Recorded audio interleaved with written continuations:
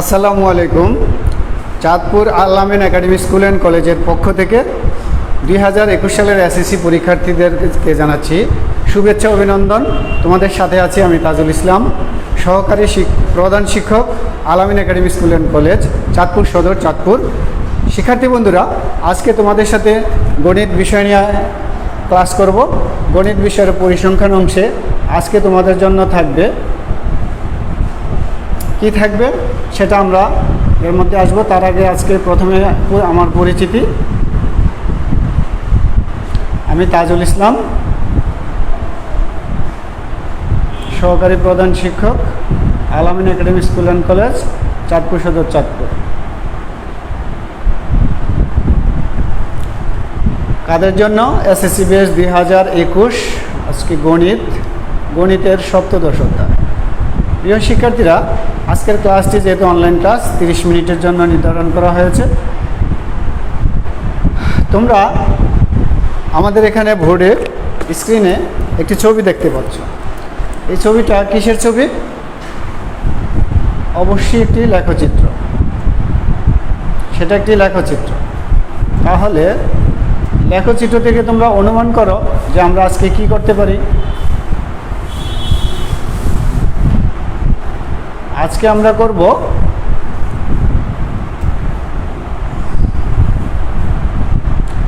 অজীব রেখা অঙ্কন। শিক্ষার্থী বন্ধুরা, আজকে আমরা অজীব রেখা অঙ্কন করব। তাহলে অজীব রেখা অঙ্কন করার জন্য কি কি লাগবে?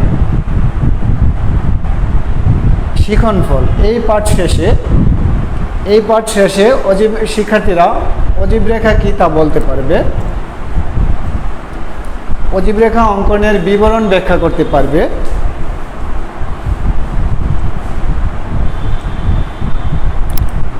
অজীব রেখা অঙ্কন করতে পারবে।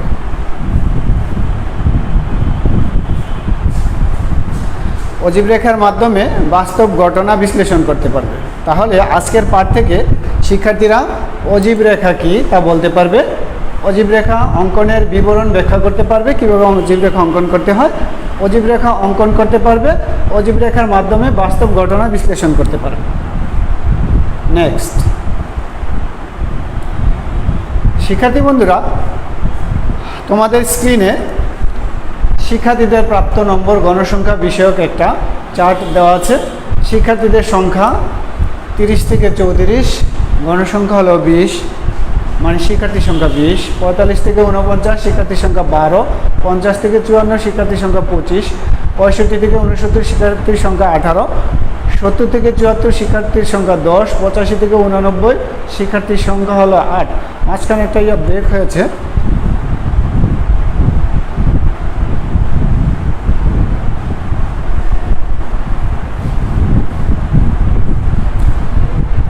আসো আমরা যে অজীব রেখা আঁকবো। অজীব রেখা কি? অজীব রেখা হলো কোনো উপাত্তের শ্রেণী ব্যবধানের উচ্চসীমার বিপরীতে ক্রমযোজিত গণসংখ্যা নির্দেশক বিন্দুসমূহকে, অর্থাৎ অজীব রেখা আঁকার জন্য যে গ্রাফ পেপার ব্যবহার করা হবে, গ্রাফ পেপারের মধ্যে দুটি অক্ষরেখা থাকে, একটি এক্স অক্ষ আরেকটি হলো ওয়াই অক্ষ। এক্স অক্ষের মধ্যে আমরা দিব শ্রেণী ব্যবধানের উচ্চসীমা, আর ওয়াই অক্ষে দিব ক্রমযোজিত গণসংখ্যা। দেওয়ার পর ক্রমযোজিত গণসংখ্যার যে বিন্দুগুলি পাবো, এই বিন্দুগুলি পরপর আমরা যোগ করে একটি চিত্র পাবো। সেই লেখচিত্রটাকে আমরা বলবো অজীব রেখা। অজীব রেখা অঙ্কনের জন্য ছক কাগজে এক্স অক্ষ ও ওয়াই অক্ষ আঁকা হয়। এক্স অক্ষ বরাবর শ্রেণী ব্যবধানের উচ্চসীমা দিতে হবে, ওয়াই অক্ষ বরাবর ক্রমযোজিত গণসংখ্যা নেওয়া হয়।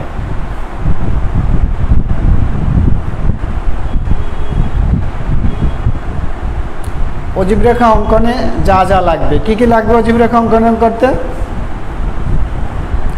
শ্রেণীর উচ্চসীমা লাগবে, প্রত্যেক শ্রেণীর উচ্চসীমা থাকে, ক্রমযোজিত গণসংখ্যা লাগবে, তারপরে গ্রাফ পেপার লাগবে, পেন্সিল লাগবে, স্কেল লাগবে। তাহলে অজীব রেখা অঙ্কনের জন্য আমাদের 5 রকম উপাত্ত বা প্রয়োজনীয় কাগজপত্র বা তথ্য লাগবে। শ্রেণী উচ্চসীমা, ক্রমযোজিত গণসংখ্যা, গ্রাফ কাগজ, পেন্সিল, স্কেল।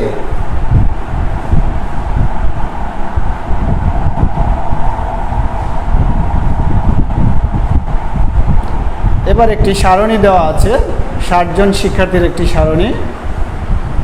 60 জন শিক্ষার্থীর মধ্যে শ্রেণীব্যাপ্তি হলো 50 থেকে 54, গণসংখ্যা 7, 55 থেকে 69 গণসংখ্যা 12, 60 থেকে 64 গণসংখ্যা 18, 65 থেকে 69 গণসংখ্যা 24, 70 থেকে 74 গণসংখ্যা 9। প্রশ্ন: গণসংখ্যা নিবেশন সারণীতে উপস্থাপিত উপাত্তের অজীব রেখা আঁকো। এখন আমরা অজীব রেখাটা আঁকব। অজীব রেখা অঙ্কনের প্রয়োজনীয় গণসংখ্যা সারণী। তাহলে সারণী করতে হলে অজীব রেখা অঙ্কনের জন্য শ্রেণী লাগবে, গণসংখ্যা লাগবে, আর ক্রমযোজিত গণসংখ্যা লাগবে। শ্রেণী এবং গণসংখ্যা এখানে দেওয়া আছে, শ্রেণী, গণসংখ্যা আর বাড়তি ক্রমযোজিত গণসংখ্যা, এই কলামটা বাড়াতে হবে। ক্রমযোজিত গণসংখ্যা, প্রথম গণসংখ্যা যা হয়, প্রথম শ্রেণীর গণসংখ্যা যা হবে, ক্রমযোজিত গণসংখ্যা একই হবে। আর প্রথম এবং দ্বিতীয়, এই দুই শ্রেণীর গণসংখ্যার যোগফল হবে দ্বিতীয় শ্রেণীর ক্রমযোজিত গণসংখ্যা, অর্থাৎ 7 আর 12 যোগ করলে 19, 19-এর সাথে এই দুইটা যোগফল 19-এর সাথে 18 যোগ করলে হবে 37, এই তিনটার যোগফল 37, তার সাথে 24 যোগ করলে 61, 61-এর সাথে 9 যোগ করলে 70। তাহলে আমরা ক্রমযোজিত গণসংখ্যা সারণী তৈরি করলাম। এবার আমরা একটা গ্রাফ পেপার নেব। গ্রাফ পেপারের মধ্যে দুটি অক্ষরেখা আঁকবো, একটি এক্স অক্ষ আর আরেকটি হলো ওয়াই অক্ষ। এক্স অক্ষ, এটা হলো এক্স অক্ষ আর এটা হলো ওয়াই অক্ষ।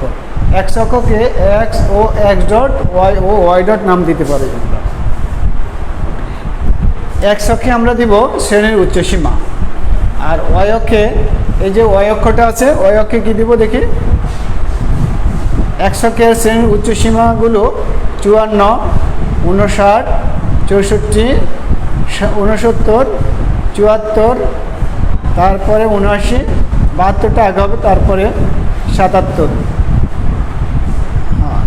তারপরে ক্রমযোজিত গণসংখ্যা, ওয়াই অক্ষে আমরা ক্রমযোজিত গণসংখ্যা দিব। ক্রমযোজিত গণসংখ্যা আমরা 5 গড়কে 10 ধরেছি, অর্থাৎ 1 গড়কে 2 ধরেছি। 10, 20, 30, 40, 50, 60, 70, 80। এবার আমরা উচ্চসীমা, প্রথম শ্রেণীর ক্রমযোজিত গণসংখ্যার মধ্যে প্রথম শ্রেণী ছিল 4, তারপরে ছিল 10, তারপরের গণসংখ্যা, এই গণসংখ্যাগুলি সোজাসুজি আমরা বসাবো। এবার আমরা কি করব, উচ্চসীমাগুলি দিয়ে গেলাম। উচ্চসীমা এখানে হলো 4, 4-এর পরে 9, 9-এর পরে 15, 16, 17, 18, 18, তারপরে এখানে দিলাম। দেওয়ার পর আমরা কি করব, এখান থেকে এই যে ভাঙ্গা চিহ্ন বা ছেদ চিহ্ন, এই ছেদ চিহ্ন থেকে এখানে যোগ করে, ছেদ চিহ্ন পরে যোগ করতে হয়। প্রথম এই বিন্দু থেকে এই বিন্দু যোগ, এই বিন্দু থেকে এই বিন্দু, এই বিন্দু থেকে এই বিন্দু, এই বিন্দু থেকে এই বিন্দু যোগ করবো আমরা। যোগ, স্কেল দিয়ে যোগ করব। যোগ করলে একটা লেখচিত্র পাইলাম বা চিত্র পেলাম আমরা। এই যে চিত্রটা পেলাম বা একটা রেখা পেলাম, রেখাটা সবসময় ঊর্ধ্বমুখী হলো, এই রেখাটার নাম হলো অজীব রেখা। তাহলে বর্ণনা, এক্স অক্ষে আমরা কি করেছি, ছক্কাগজের এক্স ও এক্স ডট হলো যথাক্রমে এক্স অক্ষ এবং ওয়াই ও ওয়াই ডট হলো ওয়াই অক্ষ।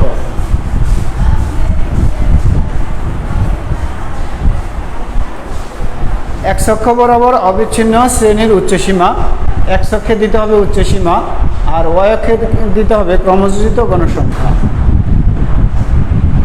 ক্রমযোজিত গণসংখ্যা নিয়ে তারপরে বিন্দুগুলি বসাবো, বসানোর পর যোগ করব, যোগ করে আমরা একটা রেখা পাবো, সেটাই হবে অজীব রেখা। এক্স অক্ষ বরাবর আমরা আজকে যে চিত্রটা এঁকেছি গ্রাফ পেপারে, এক্স অক্ষ বরাবর 1 গড়কে 1 একক ধরব এবং ওয়াই অক্ষ বরাবর 1 গড়কে আমরা 2 একক ধরব।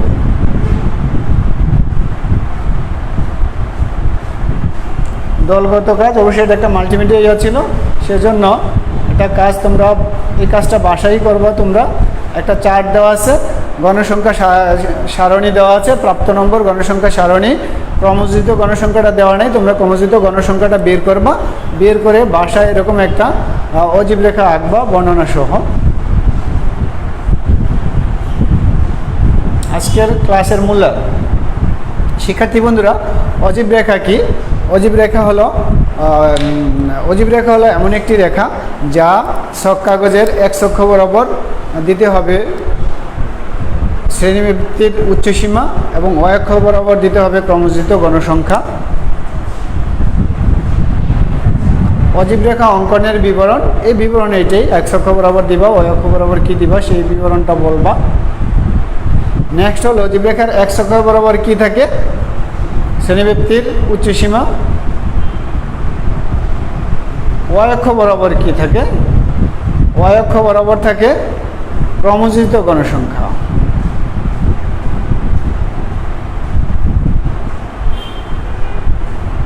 তোমাদের একটি বাড়ির কাজ দিব, দুইটি বাড়ির কাজ হবে। দলীয় কাজটা তোমাদের বাড়ির কাজ থাকবে। এই চারটা দেওয়া হলো, গণসংখ্যার সারণী দেওয়া হলো। শিক্ষার্থী বন্ধুরা, তোমরা সবাই ভালো থাকবা, সুস্থ থাকবা, নিরাপদ থাকবা। আগামী ক্লাসে আবার নতুন কোনো বিষয় নিয়ে আসবো। ততক্ষণ পর্যন্ত ভালো থাকো, সুস্থ থাকো, এই আশাবাদ ব্যক্ত করে আজকের ক্লাস এখানে শেষ করছি। ধন্যবাদ সকলকে।